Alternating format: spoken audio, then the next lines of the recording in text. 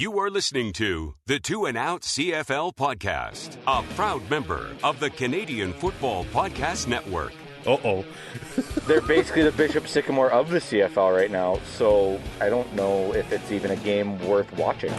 Grab some poutine and a double-double. It's time for the 2 and Out CFL podcast. Now they have to kick it out, and they do! Every week, Travis Currah. Does anybody still care about this podcast? And Brazilian Ty. Hunters are people too. Talk fantasy football, bring you the latest in CFL news, and sprinkle in a little bit of nonsense. Are you kidding? This is unbelievable! Ready, set, hunt! And we are part of the Alberta Podcast Network, locally grown, community supported. I'm Travis Currah. Brazilian Ty is with me today.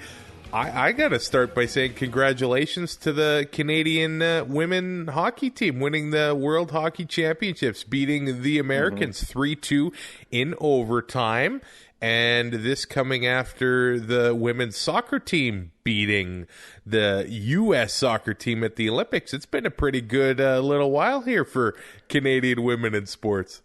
Pretty good little run. First World Championship gold since 2012, I think, for Team Canada. The States have kind of had their number, won the Olympics in 2018 too. So, kind of been getting beat up on, but it was nice to see, Marie-Philip Poulin, when they thought she didn't score, she knew right away. Oh, absolutely. Right, bar down. But, it's awesome to see them, finally get that monkey off their back and get another gold. It doesn't taste. It's not as sweet as beating the American women's soccer team, just because of what's happened in the Olympics prior and how much I hate that entire roster.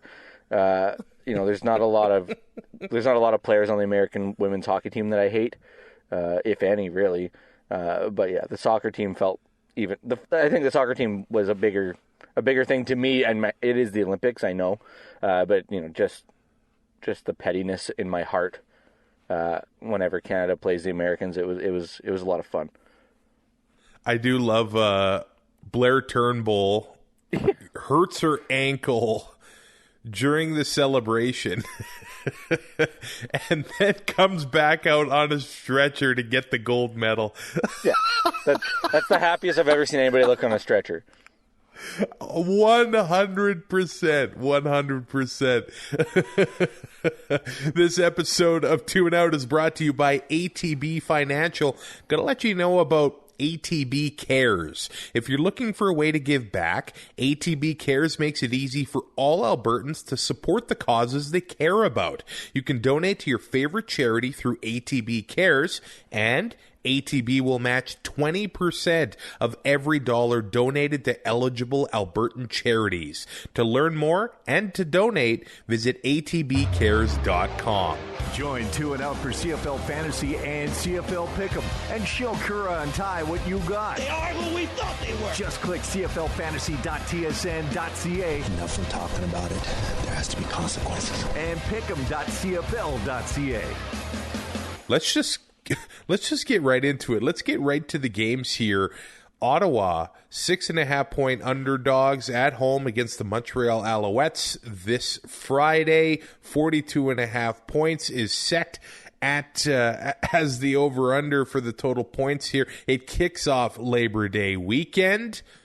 I got to ask you, though, Ty, who would win, Bishop Sycamore or the Ottawa Red Blacks?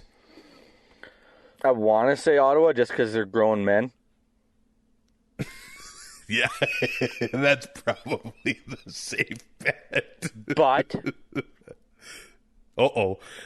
they're basically the Bishop Sycamore of the CFL right now, so I don't know if it's even a game worth watching. Man, if they were to play them, like in the second half, they're going to be running straight time, right? I can't look away from car wrecks, as bad as that is. So. Well, Montreal opened up as 3-point favorites, and 2 days later it's 6.5. Everybody was jumping on the 3 points. Wow. How do you not? Okay, for Ottawa, at practice this week, Paul LaPolice has been giving Dominic Davis more reps with the first team offense. They haven't officially announced the starting quarterback yet, so you have to wait for when the depth charts come out, because Lapo has said he's going to wait until he has to announce the starting quarterback. But we know we're going to at least start to see more of him in Ottawa's offense, and they got to do something. It's getting to the point where he's not going to have a choice. And it has to, and I mean, it has to be, I don't want to say performance-based, because, I mean, Matt Nichols hasn't played horrible. He's played like Matt Nichols, but they're not getting wins, and something needs to change. And if that's Dom Davis, I don't see that changing, but he has to do something, or else it just looks like he's apathetic and not caring about the record. So I just don't see how he doesn't get into a game either this week or next week, or sorry, in 2 weeks after their bye. Or no, yeah, they play BC in a week. So, like, I mean, one of these two games he has to be the starter unless Matt Nichols starts Friday and goes off. But that is not happening.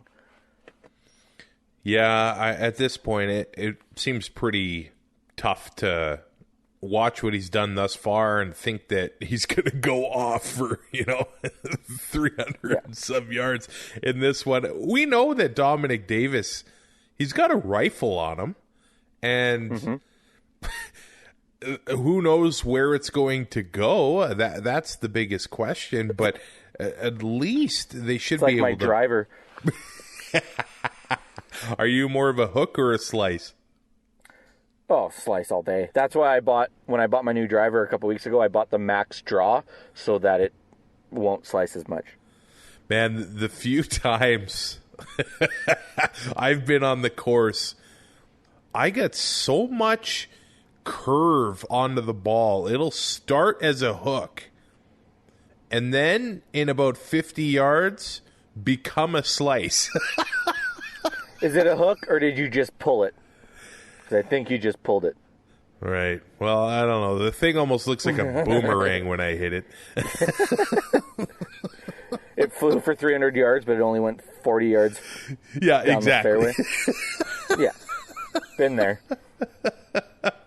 So we'll see who Dom Davis's preferred receivers are, because, at this point in time, I'm not against having Ryan Davis in your lineup. I mean, at least Matt Nichols is throwing to him double-digit times a game. If they're giving him carries and he's only $2,500, look, prices are crazy all over the board. You need $2,500 players. Yep. I don't know if the offense would run the same way if Dom Davis was in there, but Ryan Davis, he's worth having in your lineup, I think. He proved it last week. He's getting targets. He's making catches. He's adding in a little bit on the return game, if I'm not mistaken. So, like, there is a chance there to get extra points. The only thing that really worries me is that they're not putting up huge numbers in Ottawa right now. But, I mean, the guy can get 5 or 6 catches, 80 yards maybe, and a touchdown. That totally changes the complexion of your fantasy week. Even if he gets 11 catches for 70 yards, that's valuable. Yeah, that's 18 points. Yeah. Like, it's not terrible. It doesn't have to be pretty. No, and nothing in Ottawa is right now. Yeah, there's another fair point. Just wait 3 weeks, and it's going to get even worse. Okay, the Ottawa Red Blacks defense has held their own. A lot will say that it's been the bend, don't break kind of model so far from Mike Benavides. Yeah. They've given up a CFL high 318 passing yards per game, though. Only the one passing touchdown. Could this be the game that sets Vernon Adams Jr. on the right track? If he starts making smarter decisions. Yeah, because if they're bad decisions, Ottawa can take advantage of that. 100%. We talked about it last week. They've talked about it a lot during broadcast. The checkdowns are there. They're easy first downs sometimes where, 7 yards from the line of scrimmage and there's nobody within 10 yards of the guy and he's not taking it. He's looking for Eugene Lewis or BJ in double coverage. Winicke's become the second down option. It's one of those things where the ball, it's nice to try to push it down the field, but at some point you have to take what the defense gives you. And like you said, they're allowing 318 passing yards per game, only one touchdown. Yeah. So, I mean, once you get in that red zone, they're going to have to look for options, and maybe William Stanback's going to get some looks down there. But if there's a game where Vernon Adams has a chance to put up numbers, it's this one. The only problem is that defense can feast on turnovers, as we've seen before. Maybe Stanback is not the receiving back that they need. Maybe they need to start getting one somehow involved in the offense. If you remember 2019, Jeremiah Johnson was still with the team, and once in a while they would get him involved in the receiving game, and he was talented at that. I'm not saying bring back Jeremiah Johnson, but if Stanback's going to be exactly what you're saying. I mean, if Stanback's going to be the bruiser on the ground and he can't catch, they got to figure out something else to give Vernon Adams some options that he'll trust anyway. They got to be able to throw in different looks from that position, right? Yeah. So yeah. Now, what are you thinking about Justin Davis? We don't know yet if he's the solid starter at running back for Ottawa, but Timothy Flanders hasn't practiced so far yet this week. Justin Davis last week, and on CFL Fantasy, he's $3,500. He had 12 carries. He was $2,500 last week. Oh, so look even better. But this week he's up by 1,000. He had 12 carries last week, 43 yards. He also had the 4 catches. Not a bad day. He fumbled late last week. That's not going to be good for him. But if he limits those and they keep giving him double-digit touches, $3,500, there's not much to lose there. No, and I know it's only been one game, but he averaged or he scored 9.7 in that game. Timothy Flanders in his career averages 9.8. So what's the drop off? Yeah. And at $3,500, it's not a bad play. The only issue that I have with it, and that I was worried about it last week too, is that they're going to be behind. So how much is the run game really going to be involved? And they still threw to him 4 times. So I mean, it's not, or he still had 4 catches. So it wasn't a terrible play at $2,500 for 9.7 points. But I mean, that Al's D line has proved that they can disrupt the game plan a little bit. So that becomes an option. Or that becomes an issue, sorry. But, I mean, Justin Davis at $3,500 is not a big loss if he, only scores you 9, 10, 11 points. It gets you something at a cheaper option because, I mean, prices haven't really changed that much. Except for, let's be honest. Brandon Banks is now affordable. Yeah. What a joke. I don't know if it's going to keep trending that way or not. Montreal has been giving up 5.4 yards per carry. That's the 7th best mark in the CFL. If you're keeping track, that's not the best. It's the 3rd worst. yeah, there it is. 3rd worst. There you go. They've been giving up. They're on the podium. It's just the wrong one. They've been giving up 9 yards a pass. That's the worst mark in the CFL. They've given up 6 completions of 30 yards or more. That is the most in the CFL. Not sure if they have to worry about those couple stats against Ottawa, though. You're really making me feel good about my Montreal Alouettes defense pick here. Uh-oh. Hey, I picked them too. I'm making myself second guess it. We're nothing if not confident.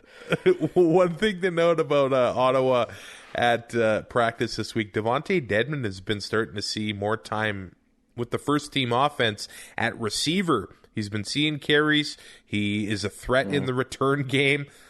They need more threats on offense, so getting him in receiver seems like probably a bit of a no-brainer there. Yeah, I think at this point, any addition to that offense has the possibility to help because it can't get worse.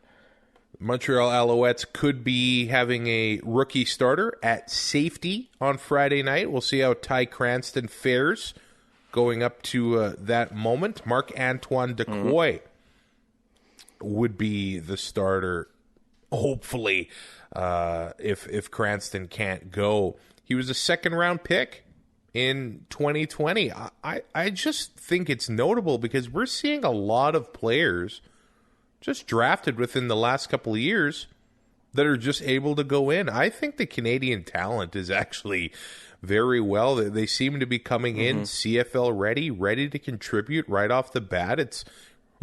He's been contributing on special teams. We'll see how he does, on the defense, but there's been Canadians just ready to go right away. It's been good to see. It kind of mirrors the NFL in a way, where a lot of guys come in and they've been playing in pro systems in college.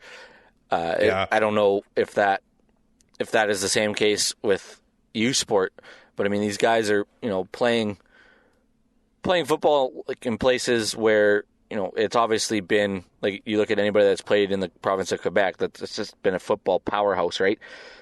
Helps that Laval pays their players, but if they come in and they're ready to play, it's not like there's a 2-year period where they look like Bambi and they can barely make it through a game. They're coming in ready to play, in shape. They've played in a system where the college game isn't just ground and pound because the quarterbacks can't. These quarterbacks can throw. These guys there's 2 of them on rosters right now. They can obviously do something. So it's nice to see, and that only helps teams if you can get that Canadian talent in the draft, and especially if they can play in the first couple of years and contribute, because they're a way cheaper option for you then, which just helps build the team and get guys in other positions that you might have to pay a little more for. Montreal might also have a new face at middle linebacker in Trey Watson, and offensive tackle Chris Schluger, maybe. Why will they have a new offensive tackle? It appears that Tony Washington has been dealing with a knee injury, Ty. Oh, that's too bad. When it comes to my fantasy team, I think now at this point of the season, you can kind of see the guys that are starting to get relied on. You kind of starting to see some consistency, some patterns here and there. BJ Cunningham has had a nice return to the fold after suffering a pretty serious injury. He's averaged 13.2 points a game in the receiving corps for the Alouettes. He's, about $6,300.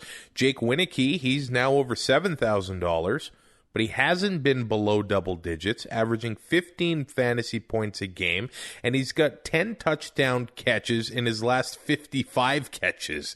Touchdown Jake knows when to make the catches count. Yeah, and, his average is slowly creeping up. Like you said, over 15 points a game this season. His career average is 10.2, and that's gone up every week.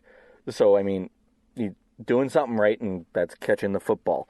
10 touchdowns his last 55 catches, that's just insane. And he's converting second downs. So, like, he's getting more targets, right, than just in the red zone, which is nice to see. And, BJ has come on, averaged 13.2 this year, averaging 10.8 in his career.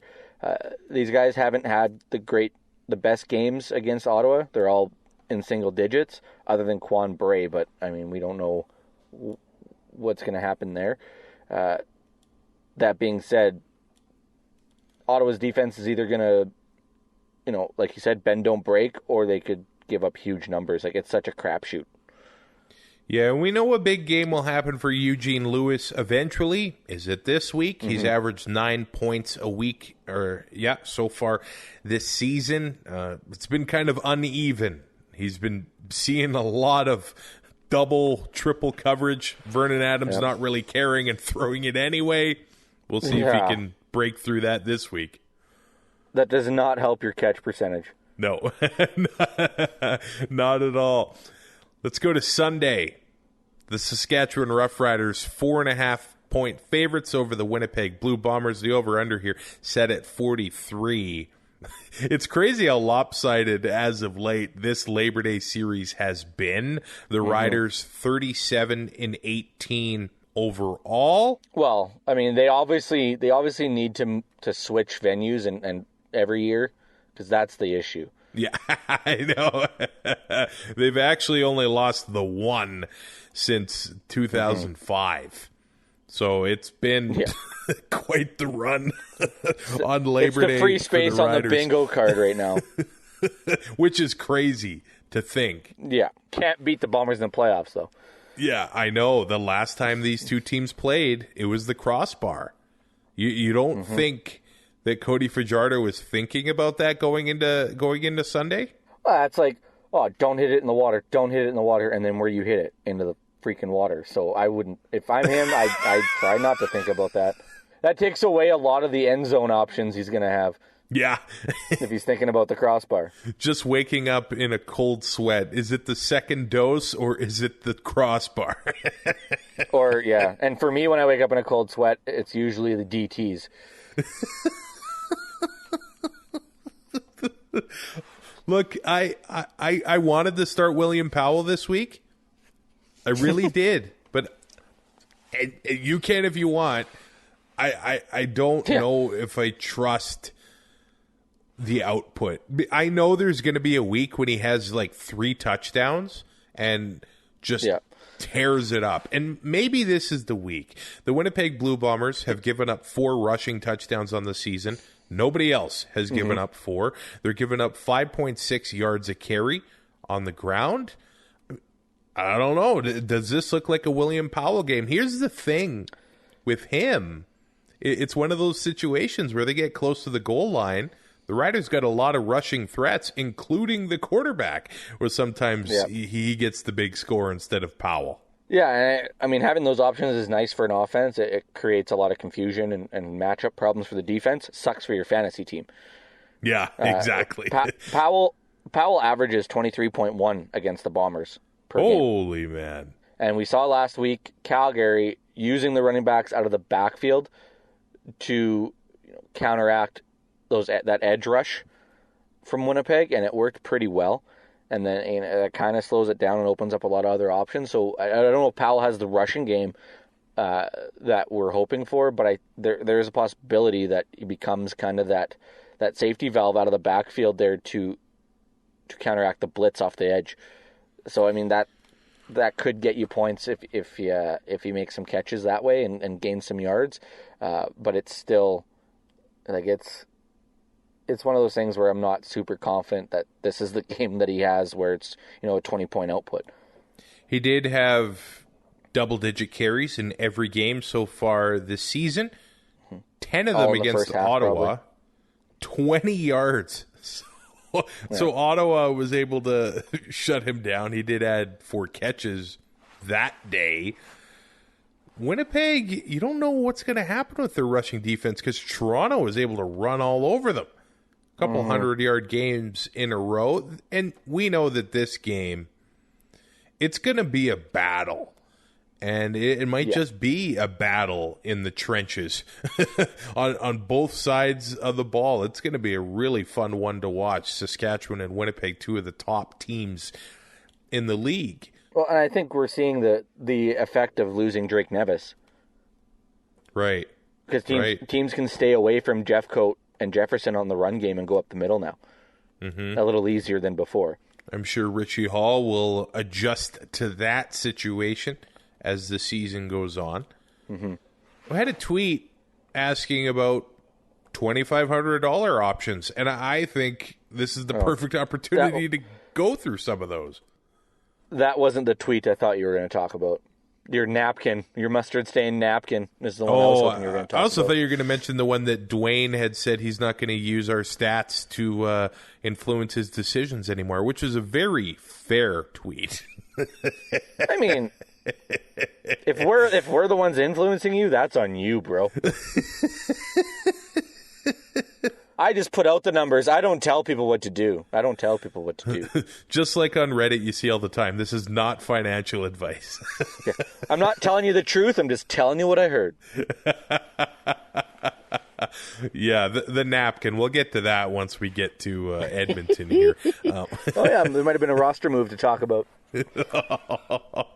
I think Braden Linnaeus, I mean, one more week of doing what he's done so far, he's probably going to earn himself a little bit higher of a salary. Yeah, I bitch about the salaries on CFL Fantasy, and it's going to come back to bite me in the ass when Linnaeus is $5,000 next week. Yeah. He's been averaging about 11 points a week. Every single target he's received so far this season, Yep. he's caught. Yep. He's 11 for 11, and still no Shaq Evans from the Riders. I think he's earned himself a bigger role in the Rider offense, and coming off the bye, we'll see if they'll get him involved even more against Winnipeg. I mean, you still have Jordan Williams, Lambert, and Kyron Moore, ahead of him on the depth chart. But this guy is so sure-handed. He's caught, like you said, everything that's been thrown his way this season. I think he had one drop, but it was on a penalty, so the play didn't even count. If he keeps reducing like this, I just don't see how they don't get him more involved. With a smaller role that he has, and he's doing what he has done, I just don't see how, like, they'll have a little bit of a three-headed monster, and once Shaq Evans comes back, the opportunity at receiver are going to be even better. So it helps Fajardo, it helps the offense immensely to have these options, and if William Powell is struggling, you know that the passing game is going to be able to kind of float them through for a bit. I'm just scrolling through the other $2,500 options pretty quickly here. For Hamilton, you got Stephen Dunbar. He had the big debut last week. Is he going to do it again? Obviously, let's see what happens. You can't bump him up after 1 week. There's a couple of those things where, hey, is this going to happen again, or is that a one-time deal? I put Kean Schaefer-Baker probably in that in that category for Saskatchewan. He had 4 catches for 64 yards against Ottawa. Hey, pretty good game at $2,500. You know what I'm intrigued with this week is Malik Henry for the Stampeders. They've started. I was thinking this exact same thing. They're starting to get him involved a little bit more in the offense, but also the return game against Edmonton. That he could have 2 return touchdowns. Oh, and then if you had that in your lineup, you are absolutely laughing. And then the other $2,500 option is Ryan Davis of the Ottawa Red Blacks, who has been seeing the ball a lot. He had 15 points just receiving in week 4. He had a couple carries for 12 yards as well. If they keep using him the way he's been using, then maybe he'll do okay. And then once BC gets back, it seems like they've got a couple $2,500 options as well. So it's one of those things where it's a prayer into the wind. Some of these things are very, very hit or miss, but that's the game we play. You can blame Brazilian Ty if you would like, and that's the way I would prefer to go as well. Everybody needs somebody to blame. I got nothing. I'm just so used to it now. If you're willing to shoulder it, then that's an admirable thing to do. I got my shoulder's so screwed up from poor posture and playing video games on my back. I don't know how much weight I can carry, but we'll see.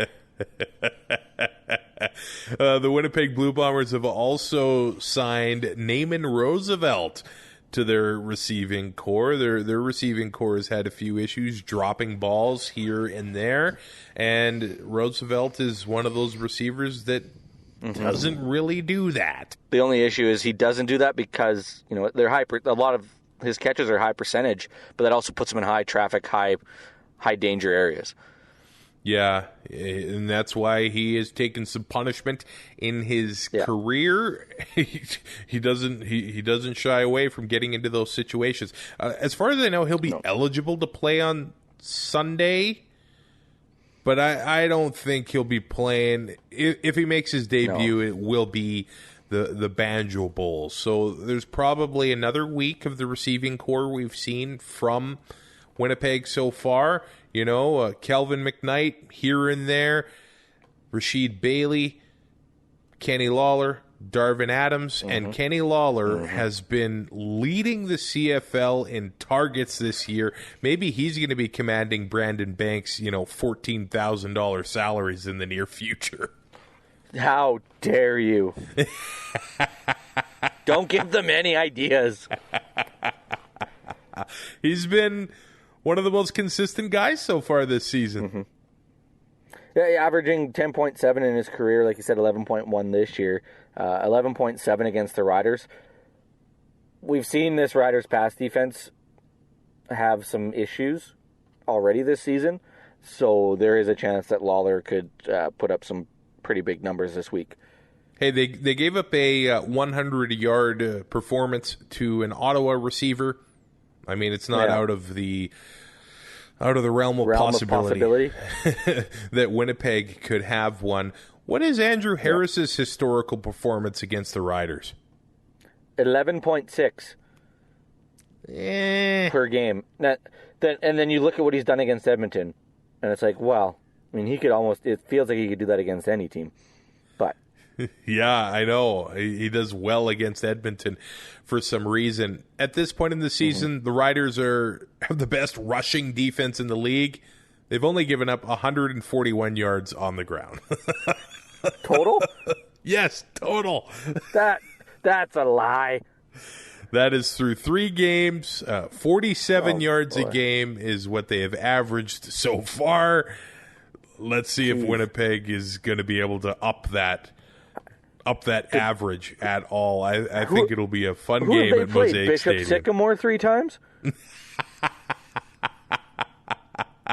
Let's go to Labor Day Monday. The Ticats, 2.5-point favorites over the Toronto Argonauts. The over-under is at 44 right now. It is the 49th Labor Day matchup between these two teams. The Ticats lead the series 35-13-1. Oh my God! They haven't lost a Labor Day matchup since 2012. How long is the leash for Dane Evans? Now I'm just guessing that Dane is going to be starting. I think he's off the leash. I think he's going to be able to run with it. I think if the Ticats falter at all, then they'll probably switch right back to Mazzoli. I think that's what happens here. Is he healthy? Well, I think now he probably is. Who knows? Yeah. We'll see. Hey, Matt Dunnigan says if you're healthy enough to dress, you're healthy enough to play. You're healthy enough to play. Mazzoli dressed last week, so I'm guessing he'll be dressing on Monday. Are you hurt or injured? Because there's a difference. I guess You're just hurt. Right. Rub some dirt on it. I'm wondering if this is the game where the offensive output really, really happens here. Both teams have given up 5 passing touchdowns on the season. That is 2 of the, I guess, worst marks so far in the CFL. Maybe Dane Evans keeps it going. The Ticats offense looked completely different, just more energetic, more confident with him playing. And I don't know if that was desperation or what it was, but they did look different against Montreal. Dane Evans' numbers, they weren't the best. He didn't have an interception. He had 2 touchdowns. That is something that Mazzoli could do, but it's just that it factor that you just can't really measure. The intangibles. Well, and also he had Stephen Dunbar, so Mazzoli never did. I mean, that helps. And it's almost, and they almost committed to the run. Almost. Will they do it again? I hope so. I got $6,075 saying that they will. So Winnipeg they better. Could not run against Toronto. I know that Brady Oliveira was the running back instead of Andrew Harris, but Oliveira had 100 yards in week 1. He only had a combined 57 yards in the 2 games against Toronto. I would love to see Sean Thomas Erlington do it again We'll see. To me, it's a roll of the dice with the Ticats running game these days. But I think, and that Argos front seven is nothing to shake a stick at. Yeah, that's part of the issue. Yeah, I mean, they've got the linebacking core and the defensive line to really shut you down. I looked at Brandon Banks' stats from the last 3 Labor Days, Ty. 24 catches, 340 yards, 3 touchdowns. He's nowhere near that so far this season. Is he going to explode here on Labor Day? Nope. I have zero faith in it right now. He had 5 yards last week. Yeah, 5 and this is a yards. totally different Argos team than we've seen in the past. So I just... Until he gets out of his own way, it feels like, I don't think we're going to see much. But his price did drop. He's only like $13,000 and some now, so he's almost affordable. Well, Stephen Dunbar it is. See, yeah, that sounds fair. With that Ticats offense, I don't know who's going to be the main guy each week, and I don't know if I'm willing to risk it. That's been the problem for the last couple of years. It's like, who do you pick? Because they've been able to spread the ball out, whether it was Ackland, Tucker, Banks, like Addison. Like, I mean, any one of those guys could have 110 yards and a touchdown, right? So it turned into a real crapshoot. And then, Brandon Banks goes on that run of 7 straight or whatever of 100-yard games, but at $14,000, it's hard to get him in the lineup. So you had to look other places. But any one of these guys, any week could put up the numbers. It's just you got to pick the right one at the right time. And it is Labor Day. There could always be that unlikely hero showing up at the donut box. Somebody's getting kicked out of this game. Well, these two teams are looking more fired up than they ever have been. The Argos are the only team in the East Division with 2 wins. They have not played since August 21st. Is it the rust or rest question? I think the Argos are going to be really well prepared going into this game on Monday. I think so. They know what's at stake here. They don't want to let the Ticats back in. There's a chance to not necessarily bury them, but to make it so it's way harder to catch the Argos in the standings. It's not a must win by any means, but if you're Toronto, you gotta stack up all the wins you can. If you're in first place, there's no such thing as too many. So this is a game where they've got to come out, and they've got to make sure that they're rested and not rusty, because if they allow Hamilton to stick around, it's just going to create problems later in the season, because we know Hamilton at some point is going to turn things around, and that might have been last week, where the offense starts to get going and they start winning football games, and the Argos have to do something to stop that and not let them get on a run here so they can stay in first. The long rest seems to have at least benefited Devaris Daniels, who took a big hit from Brandon Alexander in their last game against Winnipeg, and it did seem like he had that chemistry with Nick Arbuckle, kind of carrying over. Devaris Daniels, I know, spent 2019 with Edmonton, but it seemed like these two guys were very familiar with each other, and Arbuckle was enjoying having former Stampeder receivers to throw to. Eric Rogers, Devaris Daniels seem like pretty good bets if you do want to run with an Argo receiver against the Ticats. Yeah, other than who's ever getting covered by Frankie Williams, because he kind of, I don't want to say he's come out of nowhere, but he's become quite the corner. We just talk about him mainly in the return game. But I mean, when you have Daniels, Rogers, Ricky Collins Jr. as your top 3 receivers right now on the depth chart, that's not a bad embarrassment of riches to have. Here's the deal. The Ticats are only giving up 209 yards a game through the air. Yes, they have given up the 5 passing touchdowns, but the Ticats are kind of bleeding when it comes to the ground game on defense. They were able to limit William Stanback last week. He could not get a single thing going. But the Ticats... That was almost like the Ted Laurent show. Yeah, and maybe that continues this week. The Ticats, 128 yards a game given up on the ground, and the Argos were able to run with success against the Winnipeg Blue Bombers. 1 week was John White. The next week was DJ Foster. He's $3,500.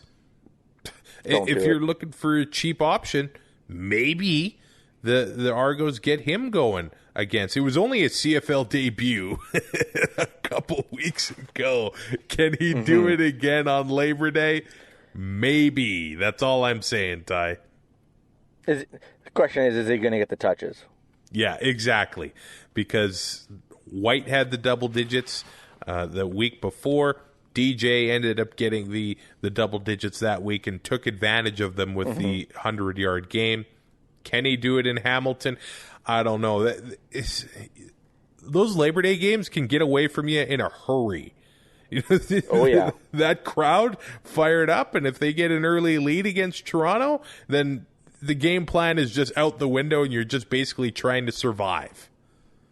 Yeah, you just don't want to get blown out at that point. Yep. You'd want to get out of there without getting people injured, without getting people suspended, and move on to the next week. Like that, at some point, it just becomes self-preservation. Yeah, let's go to the next game here, the second part of the Labor Day doubleheader. The Calgary Stampeders, 6-point favorites over the Edmonton Elks. The over-under is at 42.5. Edmonton's last win on Labor Day was 2011, but the Labor Day series is actually quite tight here. The Stamps have the edge, 28, 25, and 1. Can Jake Maier do it again? 300 yards in each game so far in his young CFL career. Yes, there's only been two.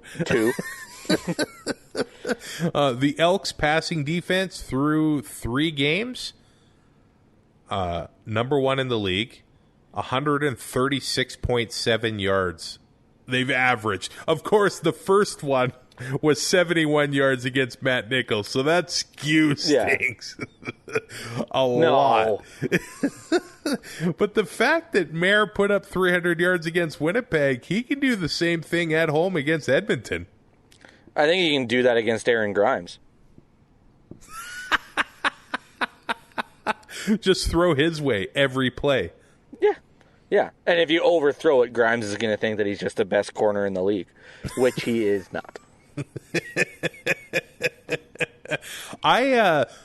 There's really been a connection here between Jake Maier and Josh Huff.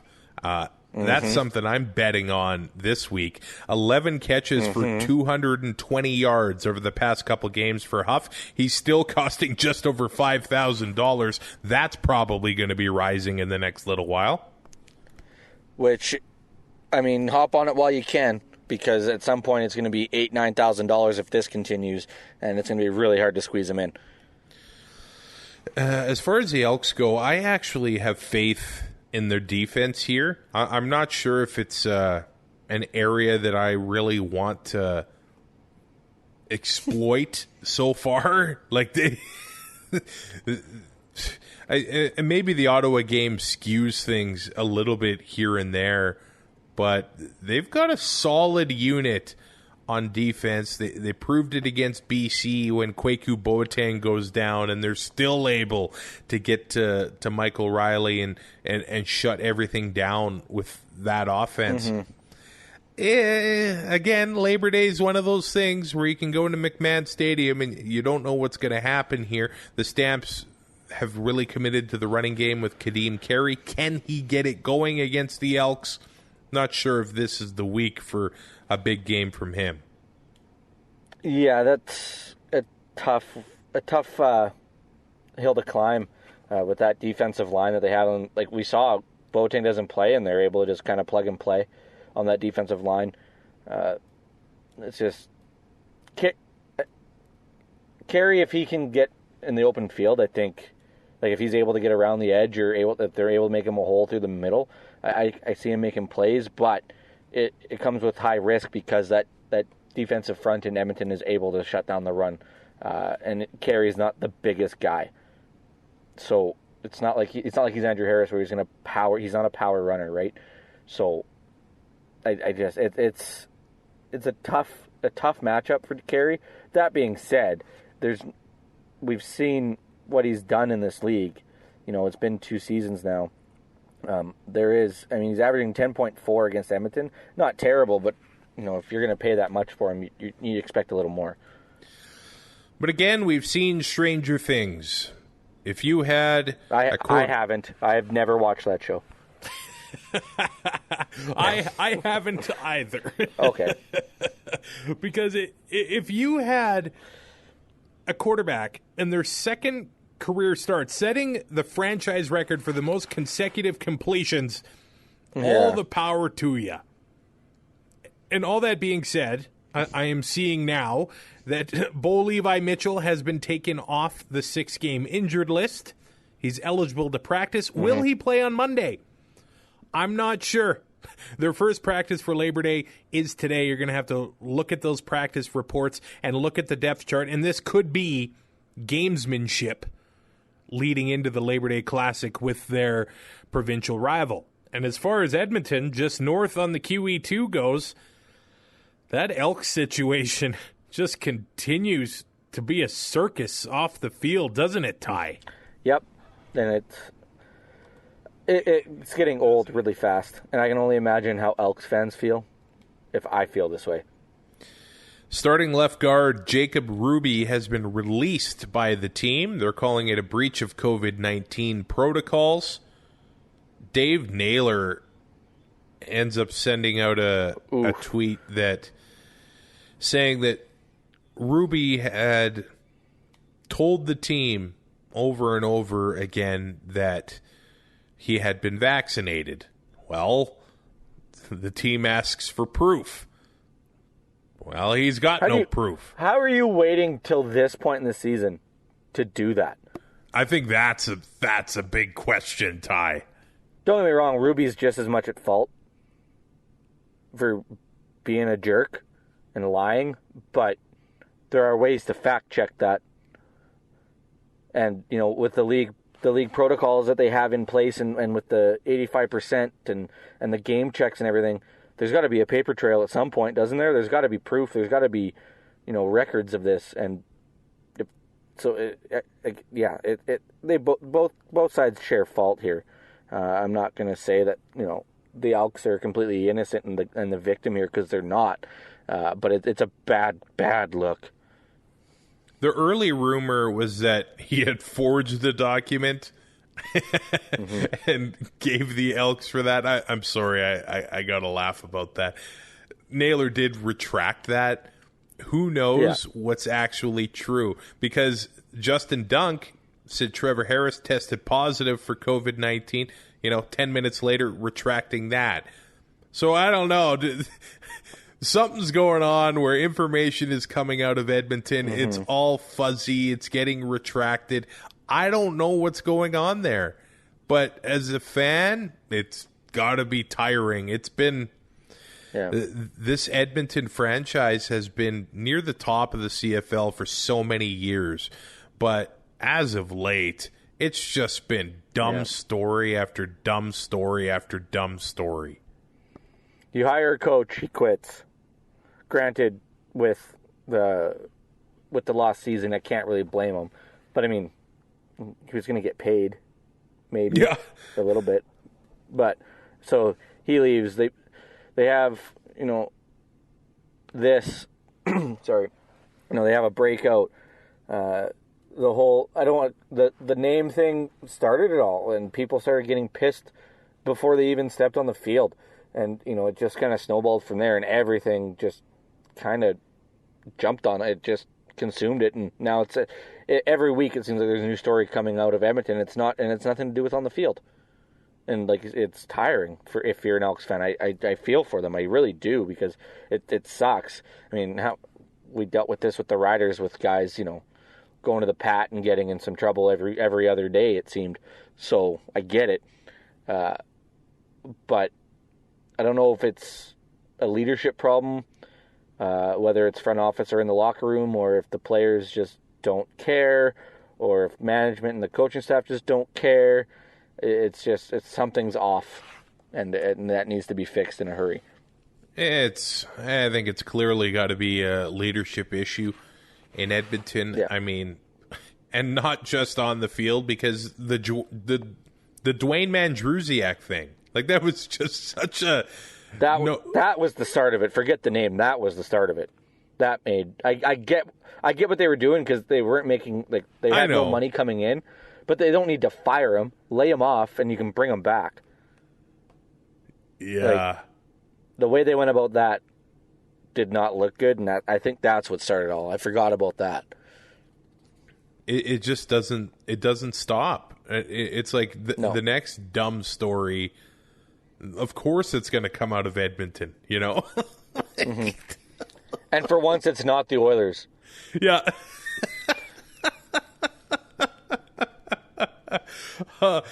Here's another thing. Like, just like the Argos, the Elks have been off for a long time. Obviously, they haven't been able to gather and be at the facility. So I don't know if the time off really benefits them. No, I don't think it does. And with the amount of guys they had with positive tests, how are they going to be affected? Because they weren't able to do anything unless they had a gym at home. Walking into the Labor Day Classic for the Edmonton Elks, this does not seem like a good situation, man. No. Maybe they're not going to get crushed, but I think the only player I am considering this week, and I know the Stampeders... Probably the same one I am. They've shown some holes here and there in the defense. 100 yards a game given up on the ground. They've given up 300 yards in the air. Actually, both of those numbers even. 100 and 300 so far this season. But it's James Wilder Jr. for the Edmonton Elks. I don't know. You don't know who Harris is going to throw to week in, week out, or if he's going to be able to be consistent and not turn the ball over. But James Wilder Jr. has been the one sure thing in that offense so far this year. And leading the league in rushing, and he's able to catch the ball in the backfield. It's a no-brainer if you're going to look at that Elks offense and look for a player to pick from them. With the receiver options being Darrell Walker, Greg Ellingson, Armani Edwards, when he's healthy, Mike Jones, Schneid, Ross, then you have Tavon Smith. There's just so many options at the receiver position that it just feels like the running back position is the one constant that you can rely on. And he's obviously proven it this year. He's leading the league in rushing, so it's an easy pick. Yeah, he has been a monster so far, and thus far he doesn't have a touchdown. The touchdowns will come. Which is crazy. Yeah, and hopefully this week. When they do, it'll be a big game for James Wilder Jr. All right, Ty, what's your lineup looking like at this point in the week? Why do you say it like that? You make it sound like I'm going to tinker. Well, last week you did tinker because there were some injuries that popped up. It was completely different than what you revealed, so I had to add that caveat. Jake Mayer, James Wilder Jr., Sean Thomas Erlington, pairing up Josh Huff with Mayer, Rashid Bailey, Braden Lenius, obviously at $2,500. It's a no-brainer right now, and the Montreal defense. All right, I'm at quarterback. I'm going Dane Evans. Justin Davis at running back for the Red Blacks, James Wilder Jr., B.J. Cunningham, Josh Huff, Braden Lenius. So we've got a lot of crossover because I got the Owls defense as well. We have 4 of 7 spots. Great go. Great minds. That's what it looks like going into Labor Day. The Canadian Football Podcast Network Fantasy Challenge. I got off the Schneid last week. I'm now That's 1 such a great 3. word. It is. I think it needs to be used more. I think we have to try to get it in once a week. I'm taking on Superman Fike from the Turf District podcast. Yes, I called them that on purpose, and I will continue to call them that on purpose. Who are you picking to win the games? Alouettes, Riders, Argos, Stamps. Argos. Yeah. I think the Argos sweep. Whoa. I'm just letting that sink in. If the Argos sweep, that's home playoff. That's bye week in the first round, If the Argos sweep, they're winning the Grey Cup. Whoa. There it is. Put your money down. And then they'll blow it all up next year, and they'll finish dead last. Put your money down in your futures bet. They're like the Florida Marlins. Yeah. I'm going to Alouettes and the home teams for Labor Day, and then I'm telling you, I'll probably just switch it for next week. Oh yeah, next week they only have one game that's not the same. So yeah. This episode of Two and Out is brought to you by Park Power, your friendly local utilities provider in Alberta. They offer internet, electricity, and natural gas with low rates, awesome service, and profit sharing with local charities. In Alberta, the beauty is you get to choose who to buy your internet, electricity, and natural gas from. So if you choose Park Power, you're choosing a positive local business. Plus, Park Power shares its profits with local not-for-profits that are working to make a difference for their communities. Shopping local is very important to Park Power's owner, Chris Kozowski, and we love local here at the Alberta Podcast Network, so it's a great fit. You can learn more at parkpower.ca. I'm Travis Currah with Brazilian Ty. We made it through this week, Ty, without you just trashing every other podcaster or broadcaster under the sun. I did it till 1. Unless you want me to start on David Sanchez, because I can go there.